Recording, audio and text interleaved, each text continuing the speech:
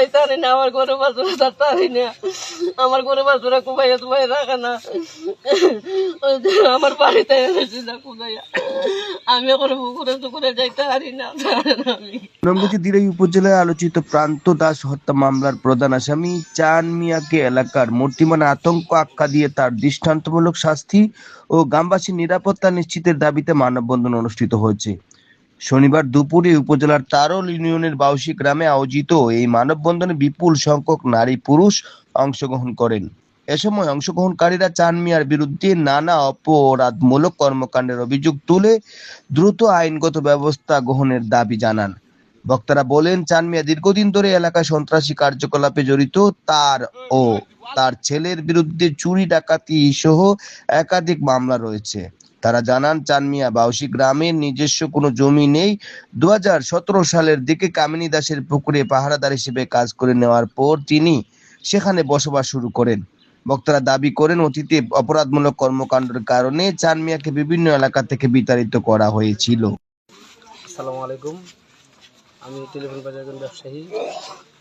তো যে কিছুক্ষণ আগে অনেকে বলছে যে সারমিন আমরা আসলে সারমিন আমরা আতঙ্ক, কারণ তার অত্যাচারে এই দুই গ্রামের মানুষ খুব ভালোভাবে চলতে পারে না।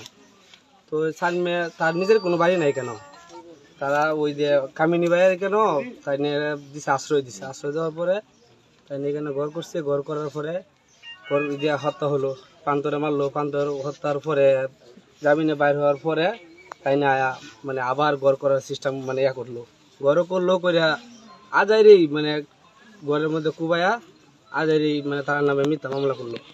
তো আমরা এটাই চাই যে যার এখানে বাড়ি নাই সে কেন এখানে থাকবে, তার জন্য কেন একটা গ্রাম নষ্ট হবে? একটা গ্রামের জন্য একজন ব্যক্তির জন্য একটা গ্রাম তো নষ্ট হওয়া কখনই সম্ভব না। আমরা চাই যে তাকে আইনের আশ্রয়ের মাধ্যমে এখানে 44 যারা জারি করা, 144 যারা জারি করার পরেও সে আয়া ঘর করলো, এটা আসলে দুঃখজনক। আমরা চাই আইনের আওতায় আইনে সুষ্ঠু তদন্ত করে এটা মীমাংসা করুক, যাতে এখানে না থাকতে পারে, এটা আমাদের দাবি। আমরা লাইট লিয়ার খেলা যাই গিয়া ধরে আমরা এখন ফাহারা দিতেছি বেটারা কতদিন ধরে। ওই যে কয়দিন আগে রাত্রে সময় ঝড় তুফান হইতেছে, ঝড় তুফানের মধ্যে রাত 2টার সময় ঘর বানাইছিরা। এরপরে দিন সকালে গিয়েছিরা আমরা নামে একটা মামলা করছে, গ্রামবাসীর নামে মামলা করছে। মামলা করে হের মারে বুঝে আমরা গ্রামবাসী মারছি, আরো কতটা নানানটা লেখছে আমরা নামে।